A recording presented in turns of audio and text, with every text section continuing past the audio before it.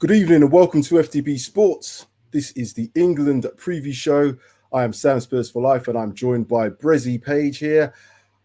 We obviously have a very sad announcement. Well, it's been going around all day, as people may already have heard.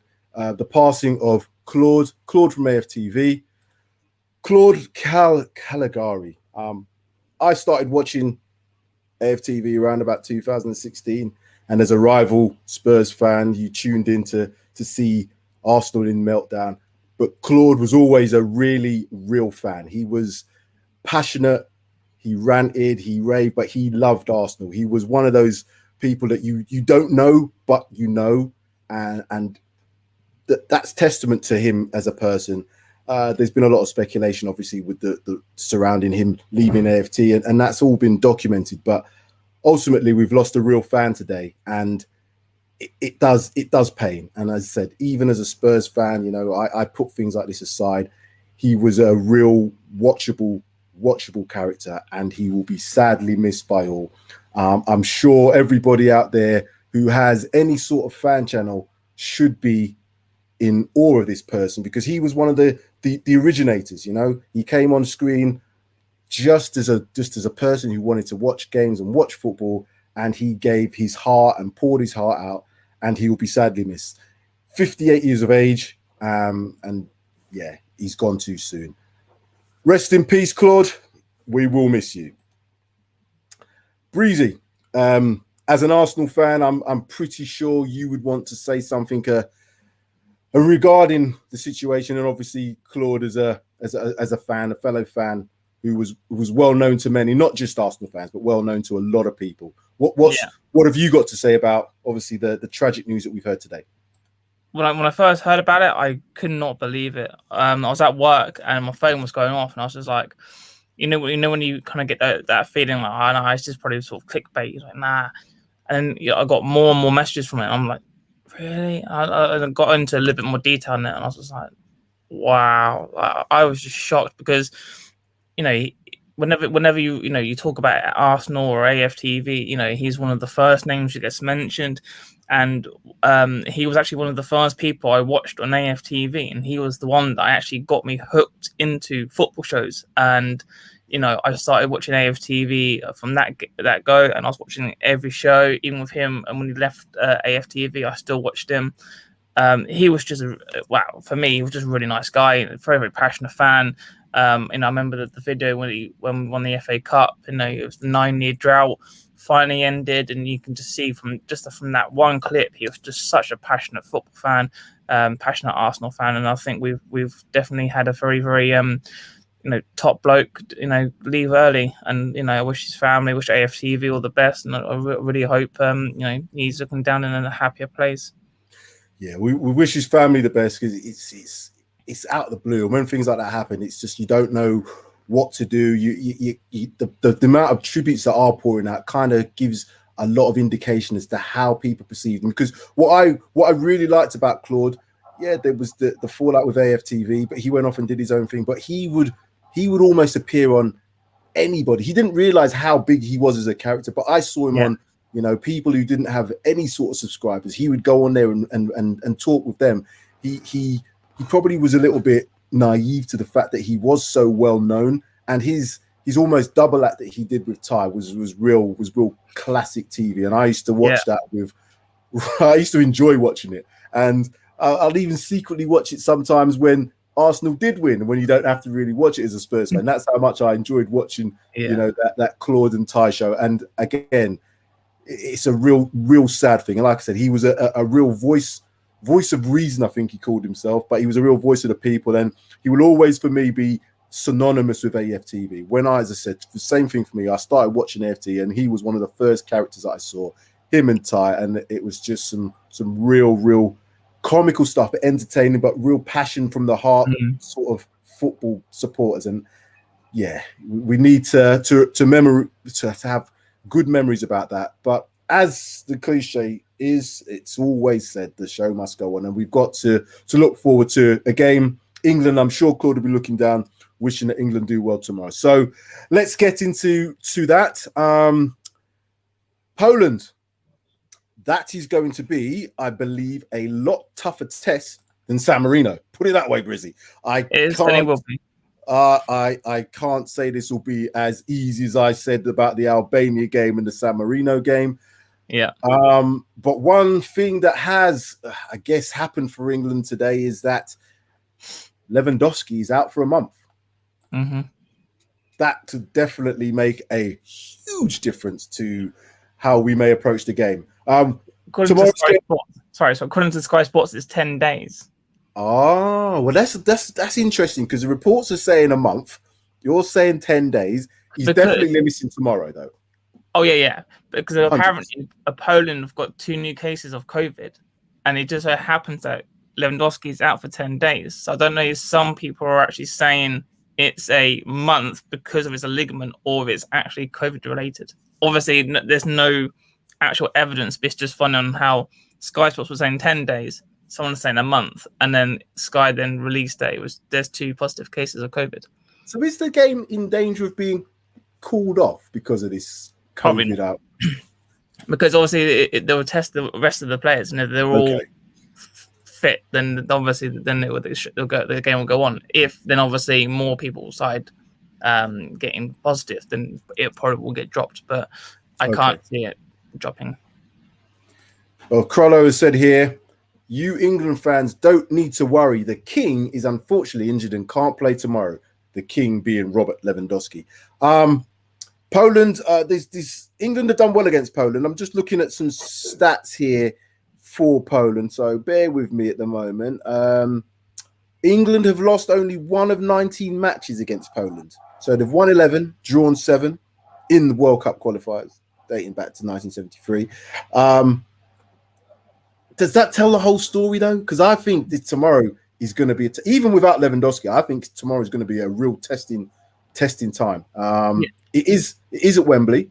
Will home advantage make a difference given that there's no fans? I still think it will do, because obviously we played at Wembley so many times. We'll know the pitch off by heart.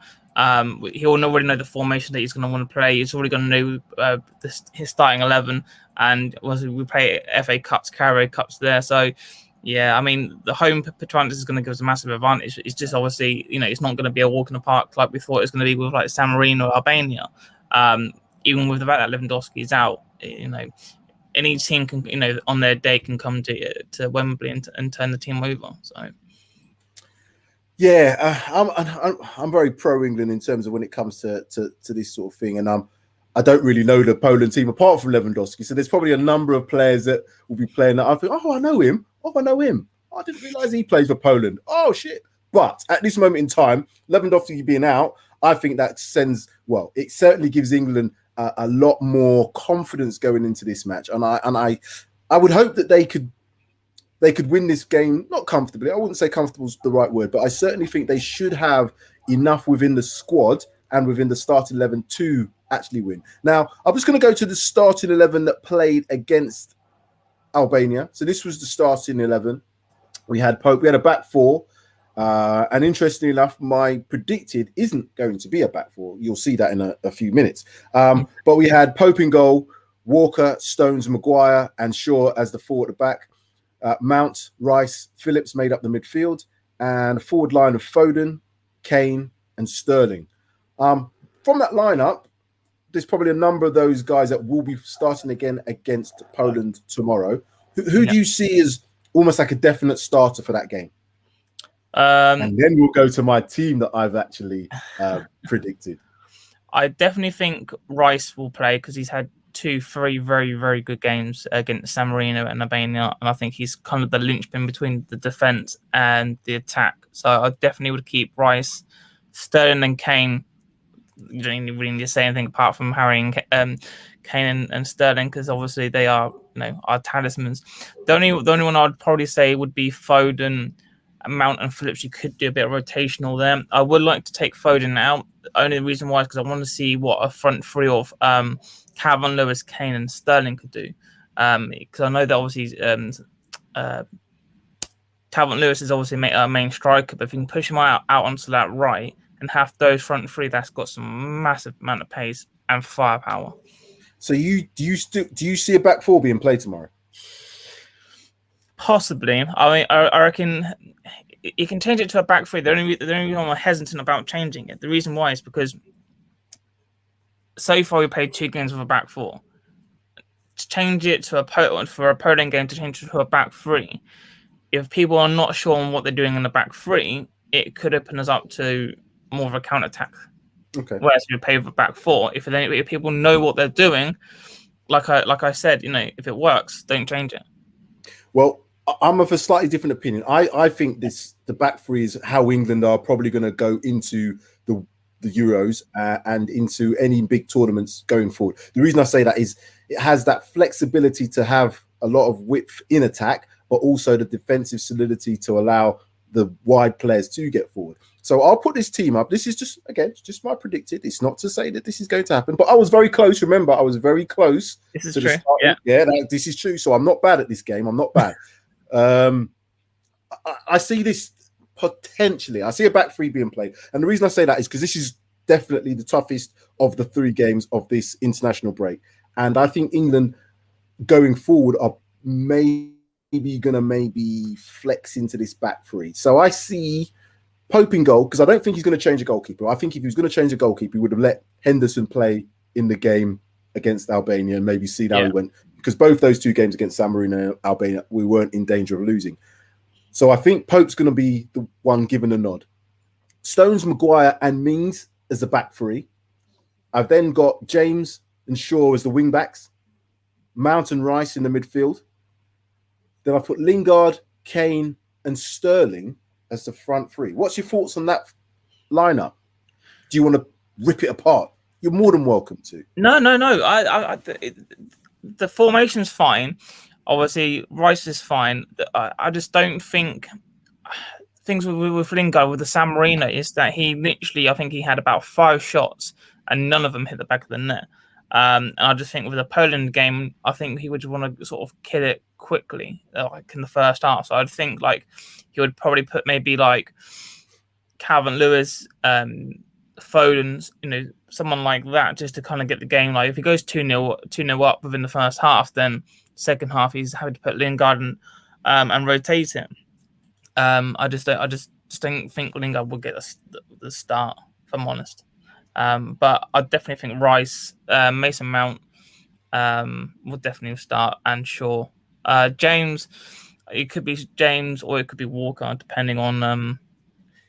See, for me, Walker in a again, the other thing that potentially could happen is Walker could play in the back three as the right-sided centre back, and then you could have James. So I don't know necessarily if they do play a back three, whether it be Stones, Maguire, and Mings. I think Walker may come into that back three. Then James will play on that right-hand side as the wing back. I think Shaw's a guaranteed starter, in my opinion. I think they've really wanted Mountain. He's come over and some fitness issues that he's had. I think Declan Rice, again, real solid player. Without Jordan Henderson in there, I think Declan Rice should be an England starter.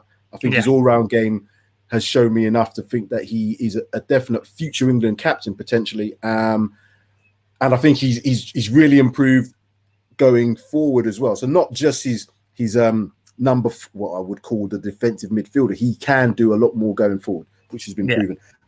Lingard had a good game against San Marino, but it was San Marino. Foden didn't have the greatest of first halves against Albania, but played well second half. Kane, definite starter, and I think Sterling's definite starter. So there is at least one or two places up for grabs. But I just think, it's a game that England. This is a real qualifying game. This is what I would like to see in terms of qualifiers. A test. You don't know what the result's going to be. You don't know how England are going to play, what the setup is. They're going to play off the counter attack. Are they going to be more possession based? Depends on how obviously Poland set up. But it's a real test now to see whether or not this England group of players can take it to that next level and give us enough information to suggest that we can go into the Euros with a lot of confidence. What do you see as being the main, or who do you see as the main threat, apart from the obvious, like the Harry Kane, because Harry Kane's the main threat. But is there anybody else that you see in that England setup that's the one that's going to carry the fight forward to Poland? if Sterling's in the starting 11, then Sterling 100%, because he's got pace, he can dribble, and recently he can start heading balls. You know, for a short guy, you know, he can certainly pack away a header or two. So, you know, I think Sterling's the all-round package. So I definitely say Sterling. I want Calvin Lewis because I just think him, Kane, and Sterling could tear Poland apart. Not saying that their defense is rubbish, but I just think with that amount of firepower, with that pace, with that amount of dribbling technique on there. Yeah, I agree. There's players now, Mount as well. I really like Mount. I've said that before. He looks like he's got everything in terms of a midfielder, but he's also got that creativity, that craft, that bit of ingenuity. His goal kind of signified that when he scored against Albania. So yeah, he's definitely coming along as an England, almost like an England stalwart, I would say. Let's go to a few of these comments here. So I've already put this one up, but Mr. Silver Fox, hi, Mr. Silver Fox. I quite like that predicted at starting 11. Thank you. I do too. That's why I put it up. Crollo, personally, I would play Bellingham. Is it Bellingham and Rice if we're playing a 3-4-3 for the midfield dominance that we would lack if we had three in midfield? So you're saying, Crollo, I think you're saying Bellingham and Rice or Bellingham for Rice. I'm not quite sure with that because I think Mount's a starter. I think Mount's definitely starting, which means if you're playing a three, if you're playing a three up front, I don't think Mount's going to play on one of the wide areas. But as a two in midfield, yeah, I think Mount's going to have one of them places. It then becomes a toss-up between Bellingham and Rice, in my opinion. I think Rice is probably ahead of Bellingham at this moment in time. For experience, so I think, Crollo, we might not see Bellingham play. Or we might see him, but we might not see him from the start. I reckon second half, probably then last sort of 15, 20 minutes, if we're up. Yeah, I agree with that. Crollo again, Southgate has been unlucky with attacking injuries this international break. No Sancho, and he's lost Rashford and Saka during the break. Laugh out loud. Obviously, Crollo doesn't like much Arsenal things there and Man United there. So, Mr. Silver Fox, 1-0 to England. Bellingham and Rice in midfield for a big presence. It's a good shout, but I can't see Mount not playing, and I don't see Mount playing in the forward line as a left or right-sided player. I think he needs to be more involved, and playing him out on the wide areas, I think you get less from him. Playing him central, I think you get a lot more from him. So I can see Mount starting, and I see Rice. I think Bellingham has got a massive future ahead of him. Oh yeah, but he's in the future, and it's nice to have a player like that who could probably start, but we've got players ahead of him, which is really good. Really good from an England perspective. Yeah, for the first time ever, we've actually got some depth in our squad this time around, going into a major competition, which is something that we've lacked for years going into, or with the fact that there's always been injuries. And the fact that if we can do 3 wins on the bounce with the injuries that we've got, like with Sancho, when it comes to then like the World Cups, we can go, well, we've got the players now. Obviously with Saka, having a hamstring, I'd rather not have him play because he's going to be vital for Arsenal for the season. But we've got some good depth, and with the Bellingham thing, I think Bellingham's more of a box-to-box at the moment, where Mount is a bit more of your more creative attacking midfielder. He can do that creating, he can do that wide play as well. So I think he's got a bit more to offer. But I do think Bellingham in a couple of years' time, we'll be seeing a different Bellingham. Really, I totally agree with you on that one. I think we will see maybe a couple of years' time, maybe for the World Cup in Qatar, which is December 2022. Weird that is. That just sounds weird. A World Cup in winter. Yeah, they've got to pause the league for it. They've got to mess up a whole lot of agendas to play this World Cup.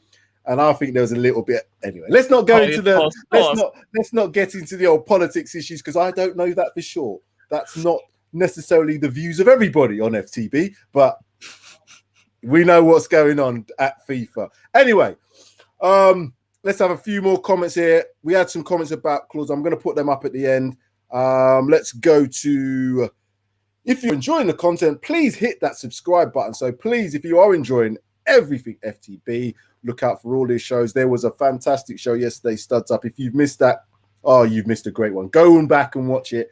You can find it on our FTB YouTube. It was great. Mr. B, Mount will defo start. He can play in various midfield positions, 100%. Angelo, do you think Dele Alli will get a call up? Yeah. Where do we? I don't listen, Angelo. Angelo, you got me started here. I don't know if we got time to go into this. Could be enough. No, I'm not going to rant. Hold on. I have an opinion on this, but I won't go into it. I'll let you have your opinion. I'm going to have mine. No, he's not. I don't think Dele Alli is going to be playing for England in the near future. I don't know, and I'm saying this genuinely hand on heart. I don't know what Dele Alli is now as a player. When he was in his pomp at Spurs, he was just a goal scorer. He wasn't really a midfielder. He wasn't a striker, but he scored goals for us. So he would do the kind of number 10 and the type of thing that Frank Lampard used to be really good at, getting into the box, scoring goals, blah, blah, blah. But he doesn't have the same industry as Frank Lampard to be a box-to-box midfielder. Now, I really thought that he could become that player, a box-to-box. When his early England career, he certainly had that about him. I remember scoring a fantastic goal and just really just like box-to-box, all the rest of it, a lot of energy. But he seems to have kind of dropped off that. So given that we've got specific players who now do better things in more areas of pitch, what I'm saying about that is players like Foden and players like Grealish, players like Mount, who I think in specific positions are better than him. I just don't know where Dele Alli fits into things. And he's not really fitting into Spurs. If he's not getting a look in at Spurs, he ain't going to get a look in for England. What's your thoughts on that? I agree. You kind of taken a bit of what I was actually going to say about the identity with him, because like from someone who doesn't obviously, he's not a Spurs fan, obviously watches football from outside. I just don't know where he wants to play. I think he could get a call up, and that's a big if. Only if he gets a loan away and does a bit like a Lingard, where you go to like a not a lower team, but a team where you're going to get into the starting 11 on a weekly basis and have games time.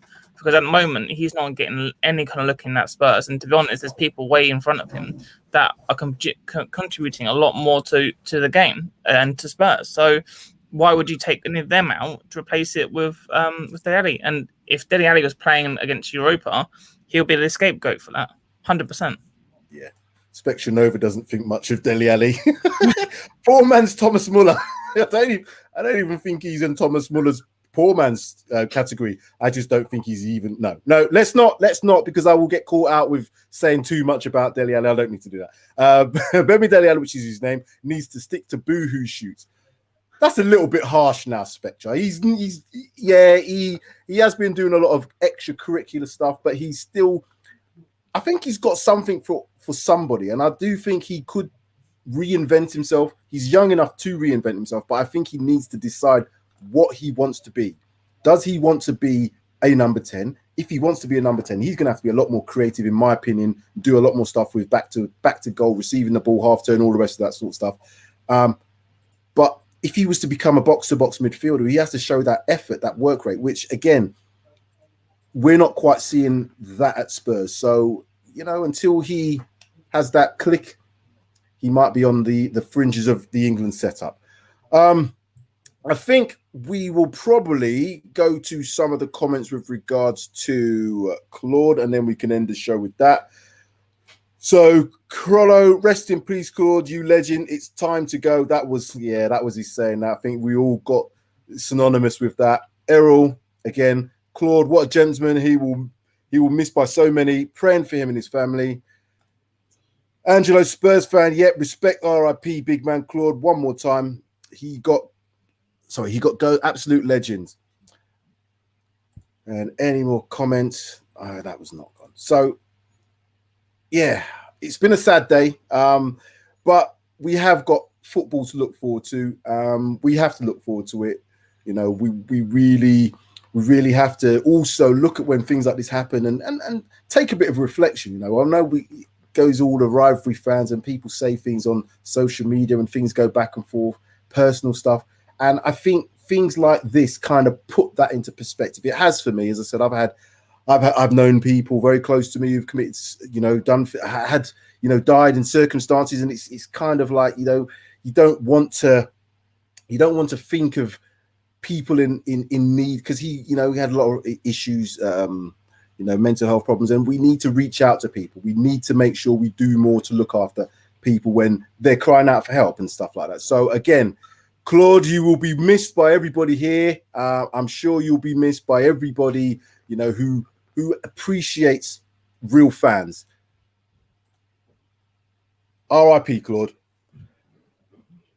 Brezzy, thank you very much. It's been a pleasure. I look forward to seeing you on the reaction show. Oh, I might not be on the reaction show, but there will be a reaction show tomorrow, and I'm sure it will be fantastic, and looking forward to that England victory. And we'll end the show with that.